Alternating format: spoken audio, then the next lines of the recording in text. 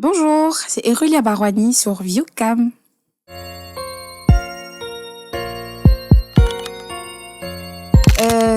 Je suis présidente d'une fondation collective. Je suis présidente d'une équipe de football. Je suis aussi acteur politique. Et voilà.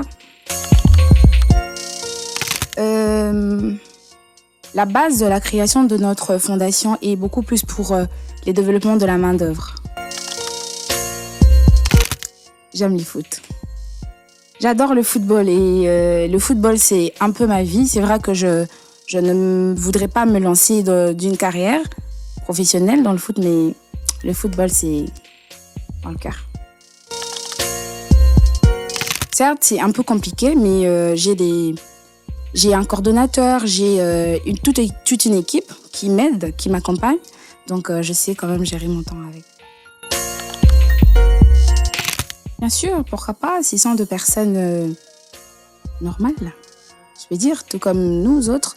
C'est juste que la différence est qu'ils se trouvent dans la rue, négligés, abandonnés, sans vue, comme la société néglige aussi. Donc, d'autre part, tous les enfants démunis sont traités de sorciers, de voleurs et tout ce qui va avec. Et souvent, ces enfants-là n'ont pas vraiment de l'amour, en fait, parce qu'ils n'ont pas pu recevoir de l'amour correctement. Donc, moi, je suis là, j'ai tout mon temps pour partager avec. Et c'est un grand plaisir. Oui, ça a été un projet déjà depuis longtemps.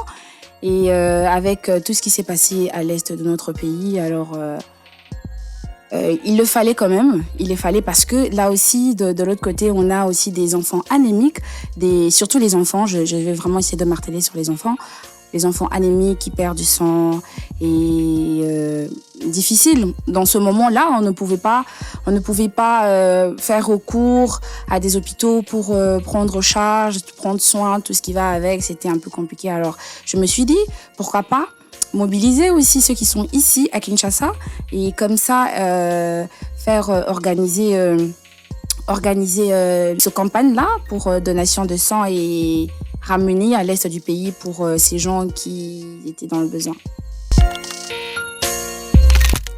Bon, les difficultés, plusieurs. Ouais, plusieurs déjà au début. Les gens te prennent pas au sérieux. Vous savez, chez nous, au Congo, c'est comme ça. Les gens te prennent pas au sérieux déjà, à la base. Parce que l'homme ne s'autosuffit pas. Alors, on a toujours besoin de quelqu'un, on a besoin des gens, de mains pour nous soutenir, pour avancer, essayer. Mais les gens vous prennent pas au sérieux au départ. On essaie un peu de vous ramener sur ce curseur-là de toutes les femmes congolaises qui aiment s'habiller, sortir, boire, les perruques, tout ce qui va avec. Mais avec la détermination, la motivation, on est focalisé sur ce que nous voulons, ce que je voulais. Et voilà, peu à peu, j'ai avancé, peu à peu, et ceux qui ont cru en moi, ils ont voulu travailler ensemble, on a travaillé ensemble, et puis voilà, nous sommes ensemble.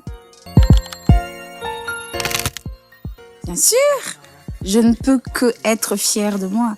Non, c'est pas du narcissisme, hein, mais voilà. Je ne peux que être fière de moi parce que plusieurs filles de mon âge ne sont pas vraiment dans ce que je fais. C'est vrai que toutes, on n'a pas une même vision, on ne voit pas les choses de la même manière, mais je suis tellement fière de moi parce que vous aussi, vous me le dites. J'ai une communauté qui m'encourage aussi, donc je me dis, bon, je fais bien les choses, alors je suis fière de moi. Meilleur souvenir, il y en a, mais c'était quand même assez brutal. C'est quelque chose qui m'a laissé en larmes. Une fois, je suis allée à l'hôpital anémique, Mabanga. À l'époque, c'était encore à l'hôpital médical. Je suis passée pour voir des enfants. Et au couloir, je croise une dame qui supplie un médecin que non, je n'ai pas d'argent, laissez-moi le temps, mais aidez d'abord mon enfant. Et je lui ai demandé, t'avais besoin de combien ? Elle avait besoin que de 20 000 francs. 20 000 francs seulement. 20 000 francs que nous pouvons acheter des bananes, des petits trucs vite fait, des fast-food. Mais la dame a perdu son fils parce qu'elle n'avait pas 20 000 francs. Le temps que je sorte l'argent pour l'aider, c'était déjà trop tard. Le petit était mort et voilà. Je ne pleure pas souvent en public, mais ce jour-là, j'ai pleuré en public. Et c'est par là que j'ai commencé même à sensibiliser les gens pour le donation de sang. Et j'ai même pleuré au marché. Ouais, en plein marché, j'ai pleuré.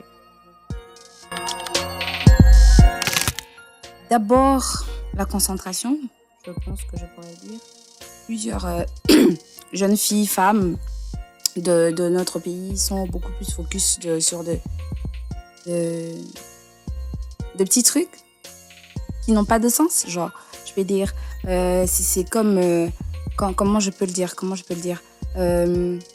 pour les business, déjà, je peux dire pour l'entrepreneuriat, plusieurs femmes de notre pays pensent que l'entrepreneuriat, c'est carrément avoir un salon de coiffure en grand, bien s'habiller, excusez-moi pour le terme, avoir des formes corporelles, tout ça là. Et ça, c'est dans la tête, c'est quelque chose vraiment compliqué. Ça nous recule de plusieurs pas en arrière. Donc, la première des choses, je pense qu'il faudrait d'abord revoir la mentalité de plusieurs jeunes femmes congolaises, la mentalité, donc l'éducation des bases, quoi.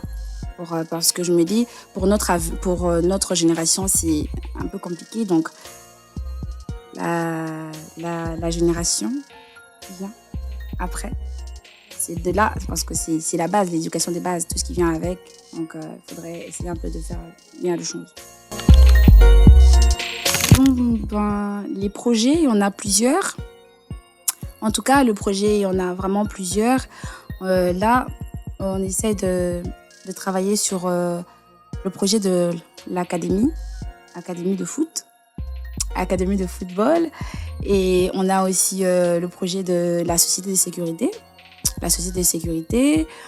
On a aussi notre projet parce que déjà là, c'est la base de la fondation, donc le développement de la main-d'œuvre. Donc, on a les cordonniers, les couturiers, les mécaniciens, tous ces gens qui œuvrent dans le travail de la main-d'œuvre, qui sont diminués dans notre société. Parce que là, on ne peut pas élever un cordonnier, mais pourtant nous mettons de Winston. On ne peut pas élever un couturier, pourtant on est là. Quand tu t'habilles en je ne sais pas, Louis Vuitton, Gucci, tout ça là, tu es fier, tu te bombes. Mais quand on te parle d'un couturier congolais ou africain, c'est compliqué. Je ne peux pas sortir avec un couturier, je ne peux pas sortir avec un cordonnier. Mais c'est la vie. Le mécanicien aussi. Et voilà, tout ce qui va avec la main-d'œuvre. Ouais.